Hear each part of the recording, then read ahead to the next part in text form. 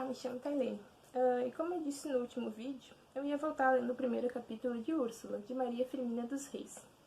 Eu vou dividir em 2 vídeos, tá? Porque o capítulo é bem longo. E vamos lá. Duas almas generosas. São vastos e belos os nossos campos, porque inundados pelas torrentes do inverno semelham um oceano em bonança calma. Branco lençol de espuma, que não ergue marulhadas ondas, nem brame irado, ameaçando insano quebrar os limites, que lhe marcou a inipotente mão do rei da criação, enrugada ligeiramente a superfície pelo manso correr da viração, frisadas as águas aqui e ali, pelo volver rápido e fugitivo dos peixinhos, que mundamente se afagam e que depois desaparecem para de novo voltarem. Os campos são qual vasto deserto, majestoso e grande como o espaço, sublime como o infinito. E a sua beleza é amena e doce. E o exíquo equife, que vai cortando as suas águas hibernais mansas e quedas. E o homem, que se encusta o guia e que sente vaga sensação de melancólico enlevo, desprende com mavioso acento um canto de harmoniosa saudade, despertado pela grandeza dessas águas, que sulca. E essas águas, e esses vastíssimos campos que o homem oferece seus cânticos de amor? Não, por certo, esses hinos, cujos acentos perdem-se no espaço, são como notas de uma harpa eólia, arrancadas pelo roçar da brisa, ou como sussurrada folhagem em matos espessa. Esses carnes de amor e de saudade, o homem os oferece a Deus. Depois, mudou-se já a estação. As chuvas desapareceram, e aquele mar que viste desapareceu com elas. Voltou às nuvens formando as chuvas do seguinte inverno, e o leito, que outrora fora seu, transformou-se em verde e úmido tapete, matizado pelas brilhantes e lindas flores tropicais, cuja fragrância arrouba e só tem por apreciador algum desgarrado viajor. E por afago, a brisa que vem conversar com elas no cair da tarde, a hora derradeira do seu triste viver. E altivas erguem-se milhares de carnaboeiras, que, balançados pelo soprar do vento, recurvam seus leques em brandas ondulações. Expande-se-nos o coração, quando calcamos sob os pés a erva reverdecida, onde, gota a gota, o orvalho chora no correr da noite, esse choro urgente, que se pendura na folhinha trêmula, como a lágrima de uma virgem sedutora, e que, arrancada do coração pelo primeiro gemer da saudade, se balança nos longos cílios. Depois vem a ardentia do sol, e bebe o pranto noturno, e murcha a flor, que enfeitiçava a relva, porque o astro, que rege o dia, reassumiu toda a sua soberania, mas ainda assim os campos são belos e majestosos. E desce depois o crepúsculo, e logo após a noite bela e voluptuosa, recamada de estrelas, ou prateada pela lua vagarosa e plácida que lhe branqueia o tapete de relva, derramando suave claridade pelos leques recurvados dos palmares. Então um vago sentimento de amor e de uma aventura, que muito longe lombrigamos, arrouba-nos a alma e celestes eflúvios e doce esperança enche-nos o coração, outrora mirrado e frio pela descrença, ou pelo ceticismo. Quem haverá aí que se não sinta transportado ao lançar a vista por estes vastos páramos ao alvorecer do dia, ou a rebalda da tarde, e não se deixe levar por um deleitoso cismar, como que escuta o gemer da onda sobre as arreias de prata, ou o canto matutino de uma árvore melodiosa? A vista expande-se e deleita-se, e o coração volve-se a Deus, e curva-se em respeitosa veneração, porque aí está ele. O campo, o mar, a abóbada celeste ensinam-o a adorar o supremo autor da natureza, a bendizer-lhe a mão, porque é generosa, sábia e previdente. Eu amo a solidão, porque a voz do Senhor aí impera, porque aí despe-se-nos o coração do orgulho da sociedade, que o embota e que o apodrece, e livra dessa vergonhosa cadeia. Volve a Deus e o busca, e o encontra, porque com dor da ubiquidade ele aí está.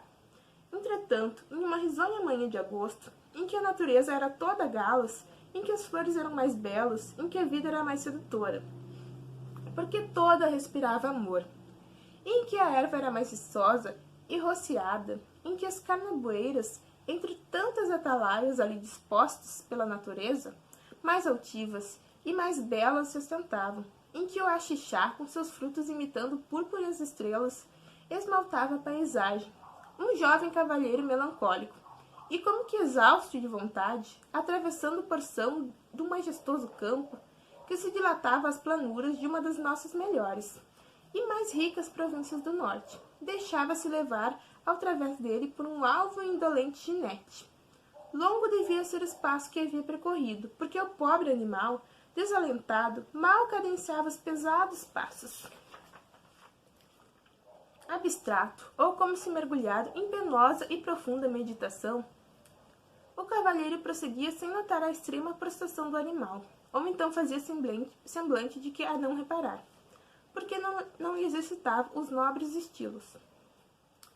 Dir-se-ia ter já concluído sua longa jornada, mas quem sabe? Talvez uma ideia única, uma recordação pungente, funda, amarga, como a desesperação de um amor traído, lhe absorvesse nessa hora todos os pensamentos, talvez, porque não havia o menor sinal de que observasse o espetáculo que o circundava. Que intensa agonia, ou que dor íntima que lhe iria lá pelos abismos da alma? Só Deus sabe. Prosseguia em tanto a marcha, e sempre abstrato, sempre vagaroso. Curvada a fronte sobre o peito, o mancebo meditava profundamente, e grande e poderoso devia ser o objeto de seu aturado meditar. Arfava-lhe o peito, sobre o qual descansava esta fronte acabrunhada, e que parecia tão nobre e altiva. Quem o poderia dizer ao certo? O mancebo ocultava parte de suas formas num amplo capote de lã, cujas dobras apenas descobriam-lhe as mãos, cuidadosamente calçadas sobre as luvas de camurça. Numa dessas mãos, o jovem cavalheiro reclinara a face pálida e melancólica. Com a outra, frouxamente tomava as rédeas ao seu ginete. Mas de simples traje, como que abandona de si próprio, não podia arredar do desconhecido certo ar de perfeita distinção que bem dava a conhecer que era ele pessoa de alta sociedade. De repente o cavalo, bando de vigor, em uma das cavidades onde o terreno se acidentava mais, mal podendo conter-se pelo langor de seus laços membros, distendeu as pernas, dilatou o pescoço e, dando uma volta sobre si, caiu redondamente. O choque era demais violento para não despertar o meditabundo viajor. Quis ainda evitar a queda, mas era tarde, e de envolta com o animal rolou no chão. Houvera mais que descuido no incerto e indolente viajar desse singular desconhecido. Não previa ele um acontecimento fatal nessa divagação de tanto abandono, de tão grande desleixo? E, malgrado o langor do cavalo, sempre a prosseguir, cada vez mais submerso em seu melancólico cismar, caiu e de um jato perdeu o sentimento da própria vida, porque a queda lhe ofendeu o crânio, e, aturdido e maltratado, desmaiou completamente. Para mais desastre, o pobre animal, no último arranco do existir, distendendo as pernas, foi comprimir acerbadamente o pé direito do mancebo, que, inerte e imóvel, como se fora frio cadáver, nenhuma resistência lhe opôs.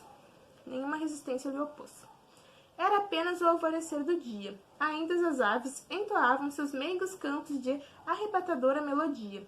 Ainda a viração era tênue e mansa. Ainda a flor desabrochava, apenas não sentira a tépida e vivificadora ação do astro do dia, que sempre amante, mas sempre ingrato, desdenhoso e cruel, afaga-lhe. Bebe-lhe o perfume e depois deixa-a murchar, desfolhar-se, sem ao menos dar-lhe uma lágrima de saudade. O sol é como um homem maligno e perverso, que bafeja com hálito impuro a donzela desvalida, e foge, e deixa entregue à vergonha, à desesperação, à morte. E depois ri-se e busca outra, e mais outra vítima. A donzela e a flor choram em silêncio, e seu choro ninguém compreende. Bom, vou ler o resto no próximo vídeo. Até mais.